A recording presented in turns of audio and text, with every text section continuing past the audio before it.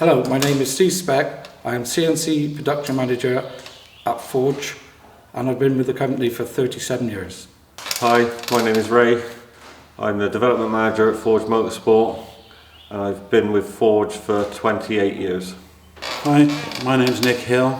I'm the purchasing manager for Forge, and I've been there for 32 years. Hello, my name's Pete Miles. I'm managing director of Forge Motorsport, and I've been with the company 31 years.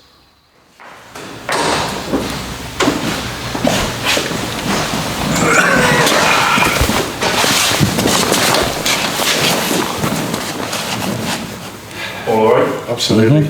Okay. So the first question, Question number one. I guess we've got to start with Hilly, or whoever's got the idea first. So what made you want to get into the engineering field? I didn't want to get into the engineering field. My dad made me, Right. because I didn't know what I wanted to do. He told me that I would be good at engineering because I was good with my hands, and that was the start of my engineering career. Okay. Mine was, I didn't know what I wanted to do. Oh, I did. I wanted to be a professional footballer, but I was rubbish at that. So, my uncle Yuri, he was who founded the business. He was an engineer, so thought that'd be the best thing to give it a go.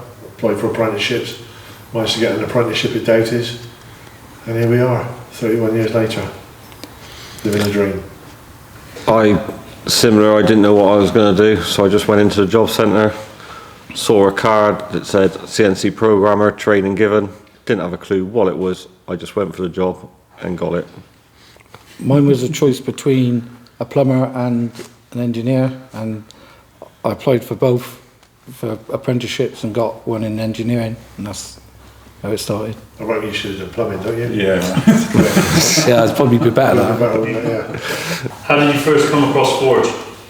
I come across Forge, I was made redundant from Gloucester Sorrow, and I was going out at dinner time having a drink. I went back home, I led on the settee, my mum threw the yellow pages at me and said, get ringing round. So I rung up some numbers, and one of those was Forge, and it went from there. And very similar with me, I You on was the made sofa, redundant. Pardon? Were you on the sofa with Steve? Well, the string was String starting was- to yeah. attach back then. It didn't have to stretch far. I was made redundant because the company I did work for was bought out by Tesco in Cheltenham, and we moved to Gloucester, and I just picked up the yellow pages and rang round engineering firms, beginning with the A's, and got down to as far as F, and you had a temporary job going. So I was on a temporary contract. I still don't know if that's changed, but here we are. Mine was, I don't know, 25 years. 25 years of age, I was working at Doughty's. I was an aircraft fitter, and I could see my dad coming home, working all the hours under the sun. And I've got to be honest, when I was at Doughty's, I was a shop steward, and I was a bit of a lazy bastard. Wasn't particularly good at what I was doing. I was good at what I was doing, but I just didn't want to do anything. And I could see my dad and Yuri working hard, and I thought to myself, you can actually see whether you can do a 4 days work and work properly. So I pitched in, and I think Nick was there and Steve were there, and they'd set the machines and I'd load them and run them. I remember the first day going on, started work at half past 7, went home at 6 o'clock, and then slept all night till the next day. I'd never worked so hard in my life.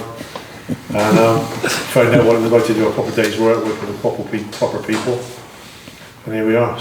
I worked for a company that I really despised the job, and I used to work with my best mate, and he got so pissed off with me complaining all the time about how much I hated it, and he said, you know, if you hate it so much, why don't you just fuck off? So I did. I went into the office right there and then, handed in my notice, went out, that was on the Wednesday, went out on the Friday after work because we finished at 11:30, and just went around the trading estates looking for engineering companies and just poking my head in and asking if they had any opportunities. And I poked my head in, Yuri wasn't there, Fred was, and he said, oh, I don't know, he said, we might have, come on in, have a look around. So he showed me around the place, and then he said, I'll have a word with Yuri and I'll let you know next week. Took my phone number, home phone number, there was no such thing as mobiles then. and rang me back and said, yeah, come in and see us, and I did that and then got the job. Steve, you're the original. Yeah. The original. So what year did you start working at Forge? Just after the war, Steve, was it? 63. 1984. And what about the rest of you? I was 1990.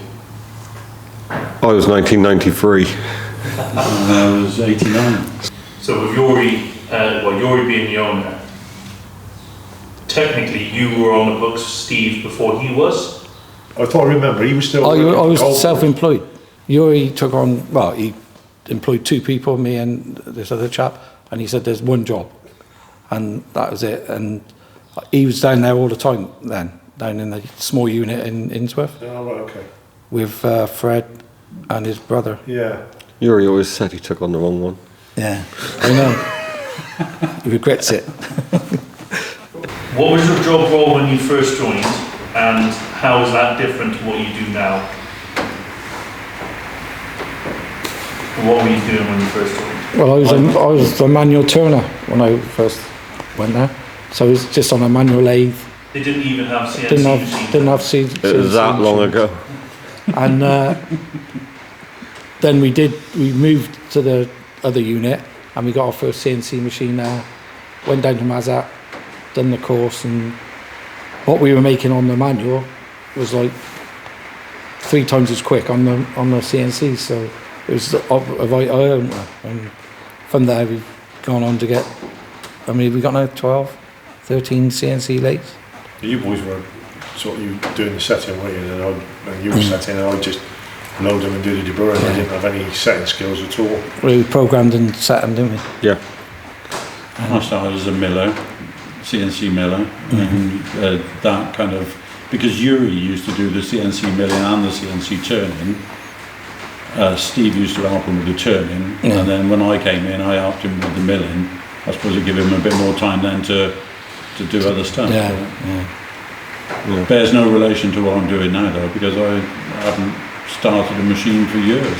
No, normally I've gone upstairs and ordering material, and so it's changed a lot, you know.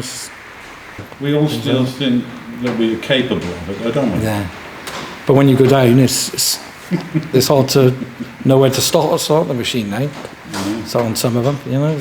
But for me, yeah, it's like starting on the machines, and then when we got into the motorsport side of things, started to design parts and still machine in. So it was designing those parts, get it on the machine, get it made, get it tested, the prototypes, and then I just slowly moved on from machining to the design side of it mainly, and now into the development of new parts and trying to help progress them to the website essentially.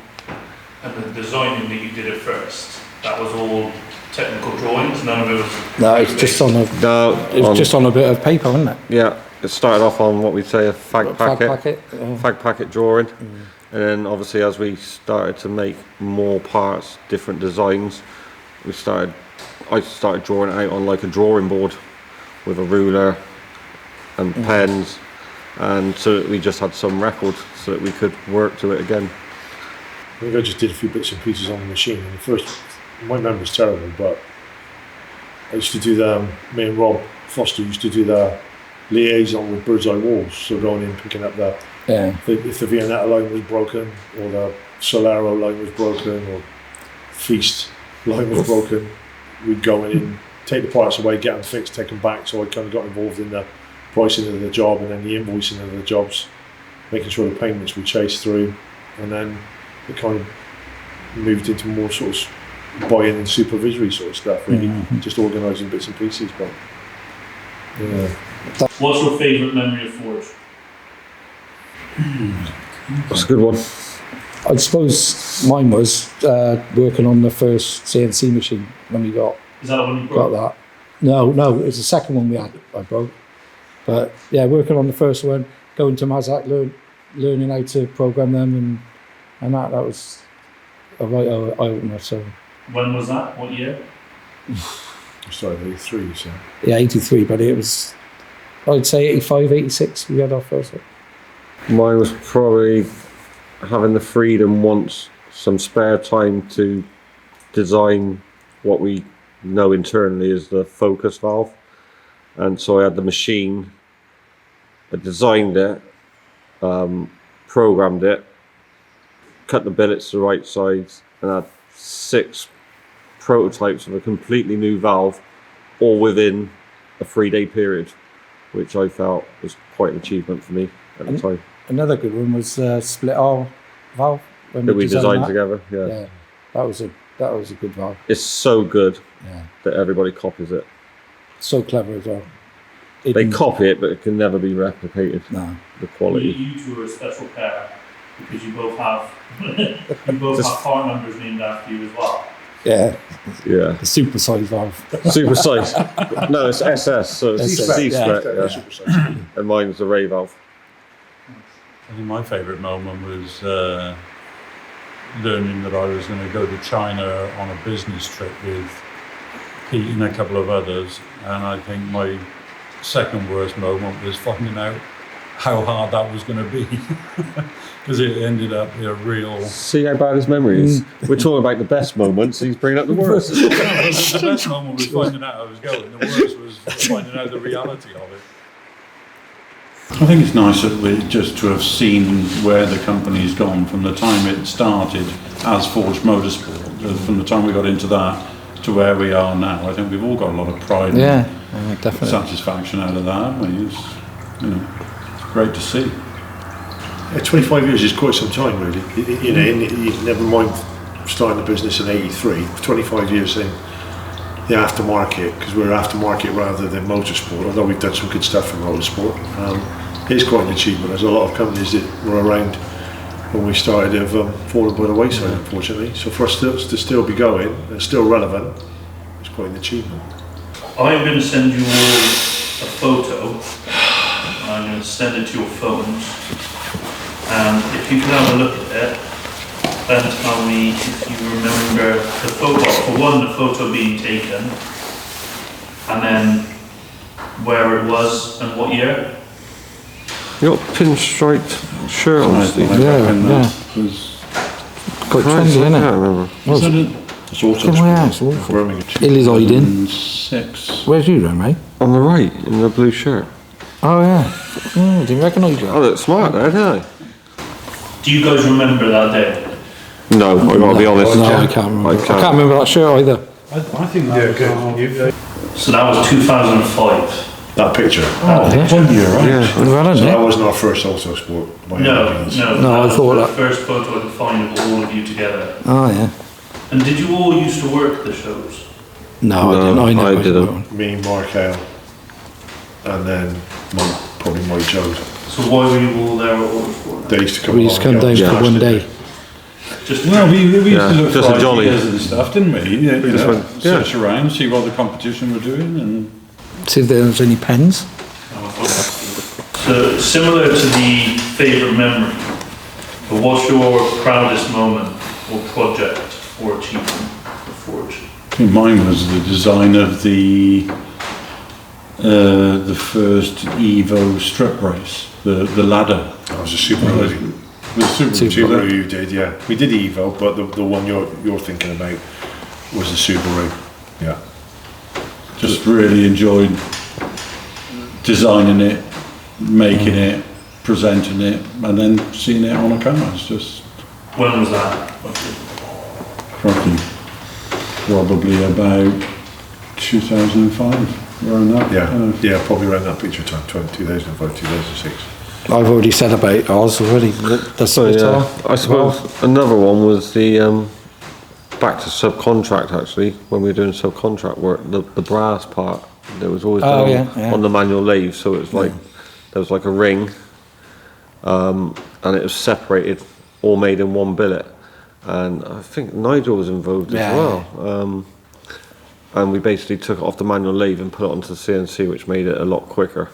And it's one of those sort of ship in a bottle things, like how do you do that? And we ring on? managed to engineer it to part make off. both parts out of one billet, and one part wouldn't come off the other. And you were saying, Steve, yours was the supersized valve? No, the Steve, split. No, The splitter Splitter. valve. Yeah, with all the parts of that. That was first one we did where the pressure isn't changed by the spring rating. You do it with the clicks on the top. Yeah. Do How it did you do that? with the adjuster, like a ratchet click. We'd have to kill you if we told you exactly how we do it. You know? Who came up with that idea? I'd say both of us. Bad, yeah. Keep it fair. No, I'm just saying. Yeah. 'cause You we- use the banks off whenever. It was a Yeah. team. So it's there. It's a yeah, teamwork. team effort. Too many, really. Just good times, good people. And I mean, even as far as this year, just the transition the business has made operationally, with the accounting function, the financial function, and just the way everybody just keeps buying into change, the way the business evolves. You know, good people join us, and yeah, just to see it keep evolving and the energy that's in it, that just, yeah, it's the best thing. And another chance there, Zach, and he still didn't say when you joined. Just pointing out. That was going back to the biggest disappointment. I think one of the nicest things for me was when we were able to stretch away from the subcontract business, you know, because we were, like any other subcontract company then, we were always, you know, bowing down to the client. And To the drop in the prices. day that we were able to say we no longer wish to work for you anymore because we're making our own product. So when they told us, you know, we won't get the job unless we bring our prices down, to say, well, we're not bringing our prices down, you'll have to go elsewhere. That for me was a massive moment. You got to say it reflects our quality that even after that they came back to us because they tried elsewhere. Yeah. What bit of advice would you give to your younger self now? Keep going through yellow pages. No, I'm joking. I think the mistakes you're making, the way you learn is what defines you. So do what feels right at the time, and if it turns out that it ain't right, you learn from that. So Well, I'm just quite happy with the way things have turned out at Forge, to be honest. I don't think I'd change anything. It's been a great roller coaster ride, hasn't it? It's not all been easy. No, it but hasn't been easy, but we've always come through and done the right thing and come out successful on the other side of it. What do you think the future holds for Forge and the people in it? I think anybody in it, from my past experience, it holds a great future. yeah, definitely. It's hard to know what the future for Forge will be exactly, because with the advent of electric cars and what have you, we don't know quite where it's going. But if I know anything about the Forge way, yeah. is that we will find a way to succeed in whatever we do. Well, we've there's already a pride there, isn't there? Put bits in haven't we, already, so. And we can diversify. yeah, It's- I think those, you know, the younger management team have already relaunched Forge Engineering. Yeah. So 18 months ago, the younger management, not us, decided to Forge Engineering. They wanted to revisit that, and we've done brochures and some media, and there's a website being built, because I think we found that having motorsport above the door tends to cloud some people's impression of what we actually do. And what we actually do is make CNC precision engineered parts and fabricated parts out of aluminium or stainless steel or whatever. And the motorsport above the door, it just tends to lead people to think we work for Formula One or World Rallycross when we just make parts for aftermarket. And I think the boys have been very shrewd in reintroducing Forge Engineering. That's already opening some new doors for us and some new opportunities. Thank you very much, chaps. I think that's everything we need, so you're more than welcome to crack on. Thank you. Thank you. It's going to be interesting. It's a wrap. Who's driving?